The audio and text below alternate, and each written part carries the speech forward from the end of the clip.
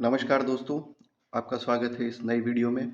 इस वीडियो में हम राजस्थान की चित्रशैली के बारे में अध्ययन करेंगे। हमारे सिलेबस में जो राजस्थान की चित्रशैली है, तो उसके अकॉर्डिंग एक क्वेश्चन डेफिनेटली हमें एग्ज़ाम में देखने को मिलेगा। और सबसे पहला जो क्वेश्चन इसमें से बनता है, वो यही है कि राजस्थानी चित्रशैली का प्रथम वैज्ञानिक विभाजन किसने किया? तो राजस्थान चित्रशैली का जो प्रथम वैज्ञानिक विभाजन किया था, वो किया था आनंद कुमार स्वामी ने। यानी पहली बार जो डिटेल स्टडी की राजस्थान की चित्रशैली की, वो की थी आनंद कुमार स्वामी ने।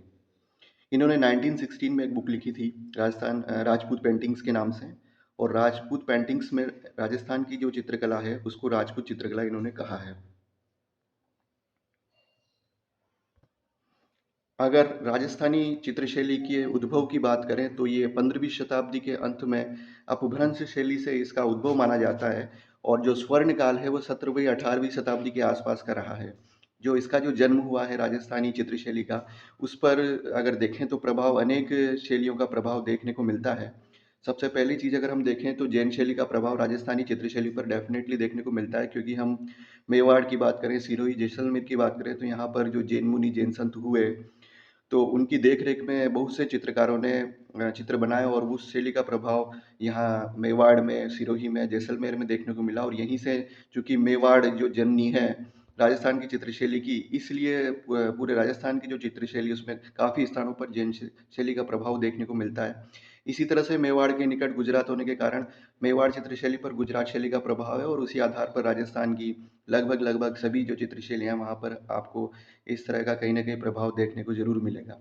एक अजंता शैली से संबंधित प्रश्न आपसे पूछा जा सकता है कि किस आधार पर हम कह सकते हैं कि जो राजस्थानी चित्रशैली है, उस पर अजंता शैली का प्रभाव है? तो बड़ली व माध्यमिका जो चित्तौड़ के अंदर देखें, तो यहाँ के जो शिलालेख हैं, वो साक्ष्य हैं कि यहाँ पर अजंता शैली का भी प्रभाव देखने को मिला। इसी तरह से, चूँकि यहाँ की जो राजपूत मुगल संबंध रहे, इस आधार पर मुगल शैली का भी प्रभाव राजस्थानी चित्रशैली पर देखने को मिलता है। तो उद्भव हम देखें, तो उद्भव 15वीं शताब्दी के अंत में अपभ्रंश शैली से उद्भव, इसका शुद्ध रूप से, विशुद्ध रूप से अगर देखें, तो राजस्थानी चित्रशैली जो एग्जिस्टेंस में आई, अस्तित्व में आई, तो वो 15वीं शताब्दी के अंत में हम मान सकते हैं। हालांकि काफ़ी साक्ष्य हैं, पुराने साक्ष्य मिलते हैं राजस्थानी चित्रशैली के, लेकिन वास्तविक जो उद्भव है, वो 15वीं शताब्दी के अंत में माना जाता है। और स्वर्णकाल जो इसका रहा, वो 17वीं 18वीं शताब्दी में रहा। प्रभाव हम देख चुके हैं कि जैन शैली, गुजरात शैली, अजंता शैली और मुगल शैली का भी प्रभाव राजस्थानी चित्रशैली पर रहा है। और सबसे प्राचीन जो चित्रशैली है वो राजस्थान की, वो मेवाड़ चित्रशैली है। और मेवाड़ चित्रशैली से ही जो है राजस्थान की जो चित्रशैली का जन्म हुआ है। इसलिए राजस्थानी चित्रशैली की जो जननी है, वो मेवाड़ चित्रशैली कहलाती है। ये मुख्य रूप से काफ़ी बार एग्जाम्स में केवल यही प्रश्न पूछ लिया जाता है कि राजस्थान चित्रशैली की जननी कौन सी है? तो वो मेवाड़ चित्रशैली है, जहाँ से राजस्थानी चित्रशैली पूरे राजस्थान के अंदर फैलती है। डब्ल्यू एच ब्राउन ने जो राजस्थानी जो चित्रशैली है, उसको राजपूत कला कहा है। इसी तरह से विलियम लॉरेंस के अनुसार राजस्थानी चित्रशैली विशुद्ध रूप से भारतीय है। तो दो मुख्य ये जो मत हैं, जो हम याद रख सकते हैं।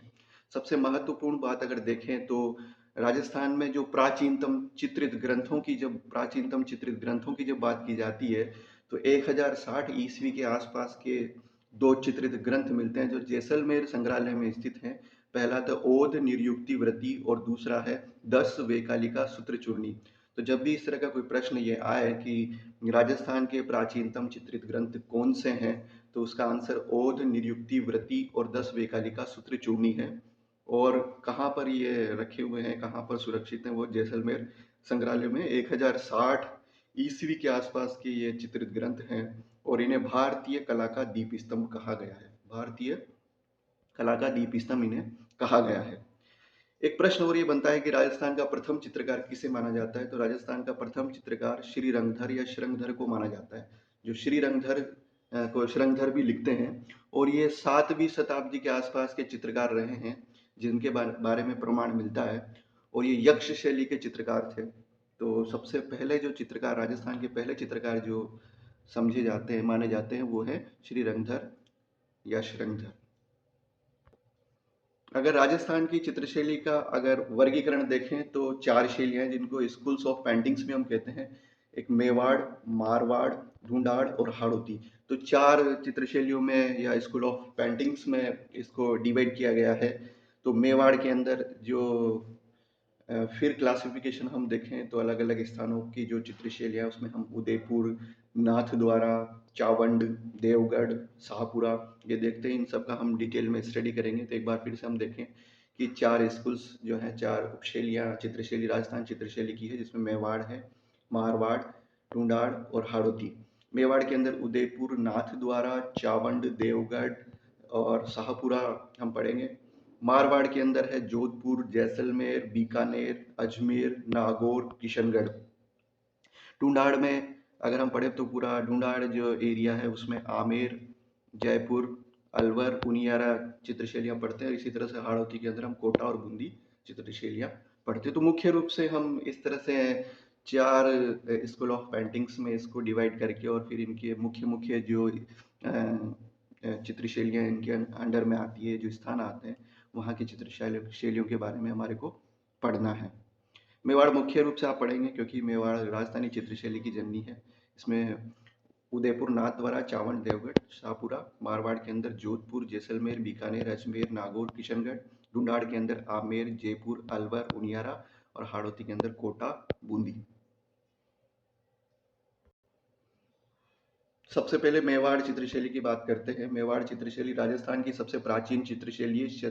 चित्रशैली का आरंभ महाराणा कुंभा के काल से हुआ था, इसलिए महाराणा कुंभा को राजस्थान में चित्रकला का जनक कहा जाता है। तो राजस्थानी चित्रशैली की जननी या जन्मदाता मेवाड़ चित्रशैली है।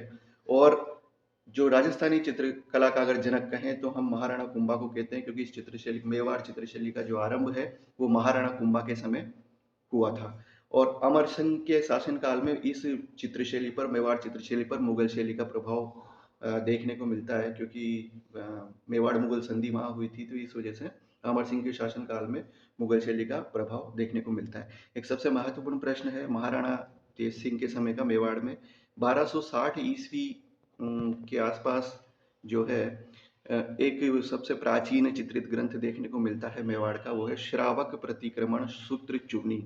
ये महाराणा तेज सिंह के समय पर लिखा गया था। श्रावक प्रतिक्रमण सूत्र चूर्णी जो कमल चंद्र द्वारा लिखा गया था ताड़पत्र पर, और इसकी रचना की गई थी आघाटपुर या आहड़ में। तो ये एक महत्वपूर्ण प्रश्न है, ये देखना है कि मेवाड़ चित्रशैली का अगर प्राचीनतम चित्रित ग्रंथ देखें तो मेवाड़ चित्रशैली का प्राचीनतम चित्रित ग्रंथ श्रावक प्रतिक्रमण सूत्र चूर्णी है।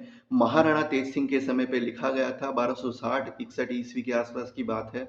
और कमल चंद्र ने लिखा था, ताड़पत्र पे लिखा था, रचना की थी आघाटपुर या आहड़ में। तो काफी सारे क्वेश्चन केवल इस श्रावक प्रतिक्रमण सूत्र चूर्णी से संबंधित है, जो हमें देखने हैं। इसी के साथ में दूसरा जो मेवाड़ चित्रशैली का महत्वपूर्ण जो रचना है वो है सुपासनाह चरियम या सुपार्श्वनाथ चरितम। ये महाराणा मोकल के समय 1423 ईस्वी में लिखा था हीरानंद ने। महाराणा मोकल के समय हीरानंद ने लिखा था सुपासनाह चरियम या सुपार्श्वनाथ चरितम 1423 ईस्वी में। इसका जो उल्लेख है वो मिलता है विजय वल्लभ सूर्य स्मारक ग्रंथ में। तो दो मुख्य ग्रंथ मेवाड़ चित्रशैली के समय, एक तो श्रावक प्रतिक्रमण सूत्र चूर्णी और दूसरा है सुपासनाचर्यम या सुपार्श्वनाथ चरितम। ठीक है, तो महाराणा मोकल के समय हीरानंद ने लिखा सुपासनाचर्यम और विजय वल्लभ सूर्य स्मारक ग्रंथ में इसका उल्लेख मिलता है। अगर मेवाड़ चित्रशैली की बात करें तो यहाँ पर लाल पीले रंगों का अधिक उपयोग किया गया है। इसी तरह से जो है रचनाएं की, जो चित्रों पर आधारित या चित्र जिन पर बनाए गए वो रचनाओं की बात करें, उसमें रसिकाष्टक है, गीत गोविंद सार है। गीत गोविंद सार मुख्य रूप से याद रखें, इससे संबंधित प्रश्न पूछा जाता है कि गीत गोविंद से संबंधित जो चित्र है वो किस चित्रशैली से संबंधित है, तो वो है मेवाड़। टोला मारूरी चौपाई, पंचतंत्र, रागमाला सेठ, ये सभी जो है मुख्य रचनाएं हैं जिन पर आधारित चित्र बने हैं। मुख्य चित्रकार यदि हम मेवाड़ चित्रशैली का देखें तो साहिबदीन है।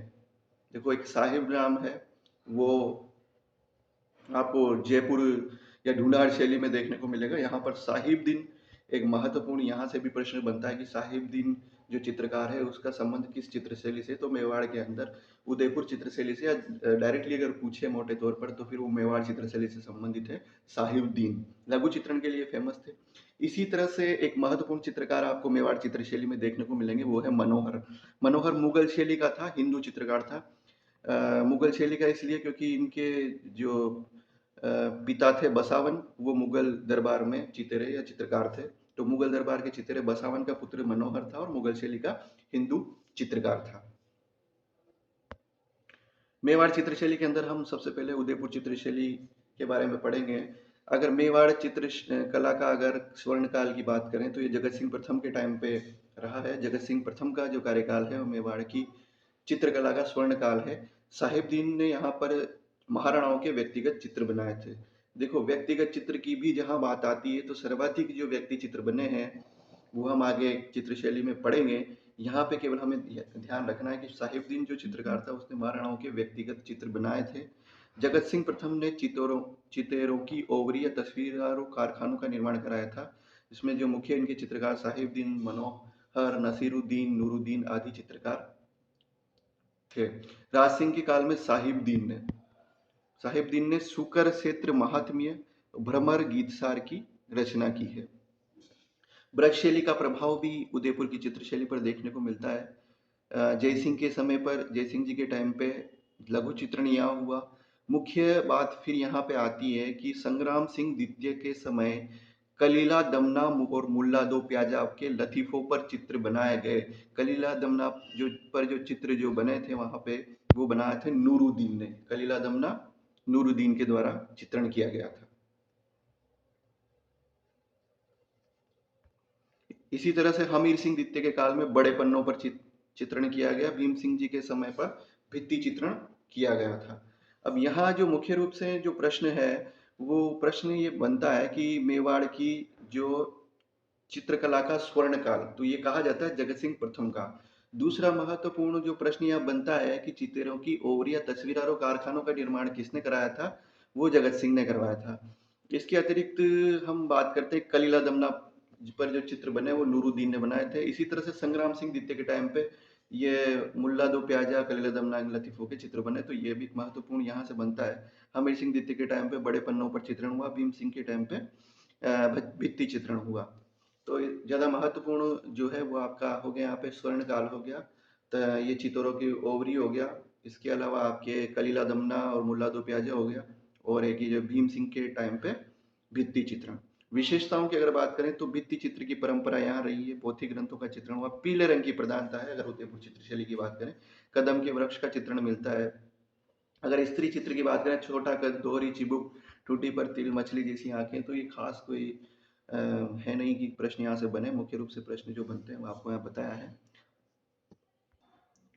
नाथ द्वारा चित्रशैली की अगर बात करें तो नाथ द्वारा में मुख्य रूप से वल्लभ संप्रदाय का प्रभाव देखने को मिलता है। भगवान श्री कृष्ण की मूर्ति के पीछे दीवारों कपड़े के पर्दे पर कृष्ण लीलाओं का चित्रण किया जाता है, जिसे पिछवाई कहते हैं। बहुत बहुत महत्वपूर्ण है, प्रश्न डेफिनेटली आते हैं इससे संबंधित, काफी एग्जाम्स में पूछे गए हैं। तो नाथ द्वारा जो शैली है उसमें पिछवाई मुख्य रूप से महत्वपूर्ण है। वल्लभ संप्रदाय का प्रभाव है, कृष्ण की मूर्ति है और उसके पीछे दीवारों और कपड़ों पर कृष्ण लीलाओं का चित्रण किया जाता है और इसको पिछवाई कहते हैं, पिछवाई कला। राज सिंह का काल इस शैली का स्वर्ण काल है। पिछवाई चित्रण में आप देखेंगे केले के वृक्ष अधिक बनाए जाते हैं। कुछ स्थानों पर अगर नाथ द्वारा शैली में देखें तो हाथी दांत पर चित्रण किया गया है। पिछवाई जो है भित्ति चित्रण भी किया जाता है। और नाथ द्वारा में जो भित्ति चित्रण है उसमें आला गीला या फ्रेस्को जो शैली है, आला गीला शैली, उसका प्रयोग किया जाता है। सबसे महत्वपूर्ण जो अब बात आती है नाथ द्वारा शैली की वो ये है कि कमला व इलायची नाथ द्वारा शैली की महिला चित्रकार है। देखो, 3 या 4 महिला चित्रकार आपको पढ़नी होगी और मुख्य रूप से इन 3-4 महिला चित्रकारों से संबंधित प्रश्न एग्जाम में पूछे जाते हैं। तो कमला इलायची जो चित्रकार है, महिला चित्रकार है, वो नाथ द्वारा शैली की महिला चित्रकार है। इसके अलावा कुछ क्वेश्चन है, जैसे नरोत्तम नारायण शर्मा ने मुरली मनोहर का चित्र बनाया था जो मोनालिसा जैसी जो है अनुभव कराता है। भंवरलाल गिरधारी लाल शर्मा ने कैलेंडर चित्रों की श्रृंखला प्रारंभ की है। मोहनलाल शर्मा ने सिटी स्केप व स्त्री लाइफ का चित्र बनाया। इन फिर भी अगर मुख्य रूप से हम देखें तो नाथद्वारा शैली से जो प्रश्न बनते हैं, वल्लभ संप्रदाय का प्रभाव है तो पिछवाई का प्रश्न बनेगा। स्वर्ण काल राज सिंह के समय का था, ये आप देख सकते हैं, क्योंकि यहाँ पे श्रीनाथ जी के मंदिर की स्थापना हुई थी, राज सिंह जी के समय ही हुई थी और इसीलिए यहाँ पे वल्लभ संप्रदाय का प्रभाव भी पड़ा और पिछवाई कला तो हम पढ़ते ही हैं। और भित्ति चित्रण जो किया जाता है वो अलग गीला एक शैली है, फ्रेस्को बुनो जो शैली होती है उसका इसमें प्रयोग किया जाता है। तो ये नाथद्वारा शैली हो गई।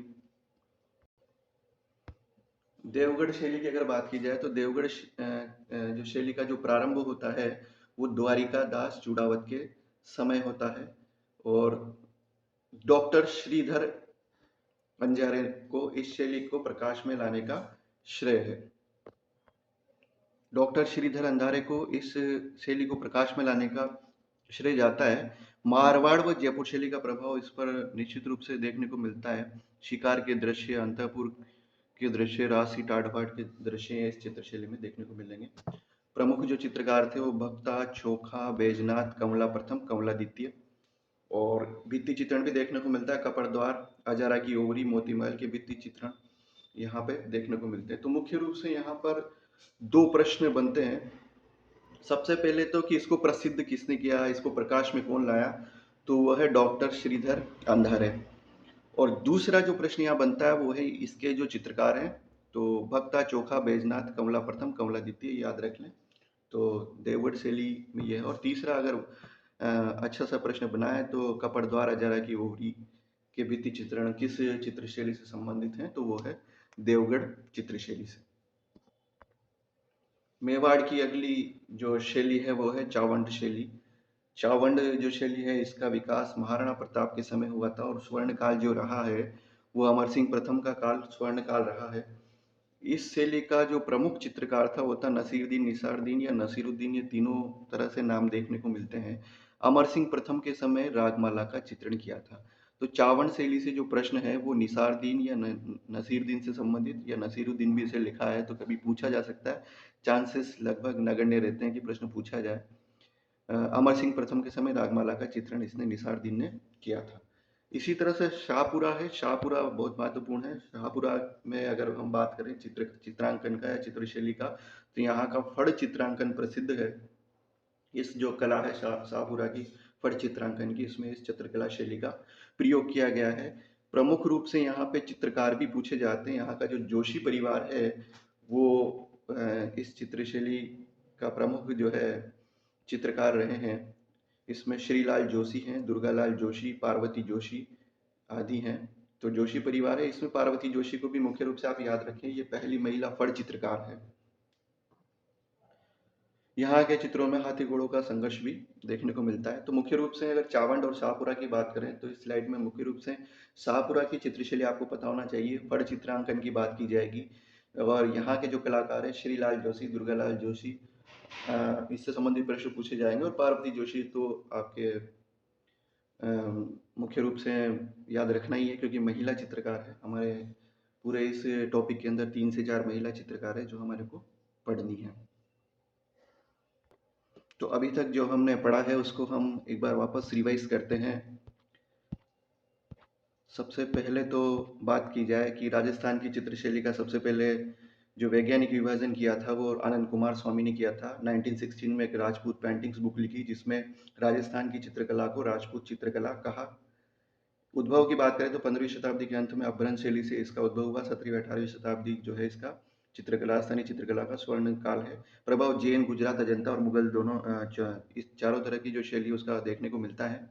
और बड़दी माध्यमिका शिलालेख के आधार पर हम अजंता शैली का प्रभाव बता सकते हैं।